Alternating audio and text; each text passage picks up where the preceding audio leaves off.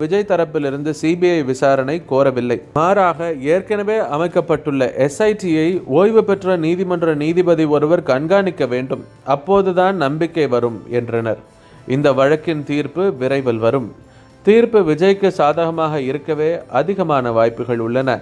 அதன் பிறகு 17ஆம் தேதி விஜய் கரூருக்கு செல்வதற்கு எவ்வித தடையும் இருக்காது. 41 பேரின் மரணம் என்பது தாவேகாவினரை உலுக்கி போட்டுள்ளது. இருந்தாலும் உச்சநீதிமன்றம் விஜய் தரப்பின் நியாயங்களை வெளிச்சம் போட்டு உலகத்திற்கு காட்டிவிட்டது. இதனால் விஜய் தனது அரசியலில் 2வது இன்னிங்ஸை தைரியமாக தொடங்க ஒரு வாய்ப்பு ஏற்பட்டுள்ளது. மேலும் உச்சநீதிமன்றத்தில் இந்த வழக்கு விசாரணைக்கு வரும்போது அவருக்கு அனுகூலமாக டெல்லி பாஜக தரப்பு செயல்பட்டுள்ளது. திமுகவின் ஜாம்பவான் வழக்கறிஞர்களுக்கு இணையாக அவர்களுக்கு ஈடு கொடுக்கும் விதமாக வழக்கறிஞர்களை தயார் செய்த பின்னணியில் இருப்பது டெல்லி தான். எனவே புது உற்சாகத்துடன் விஜய் தரப்பு களமிறங்கும். விஜய் முன் செல்வார். டெல்லியின் நிஜமான பாதுகாப்பு அவர் பின் செல்லும்.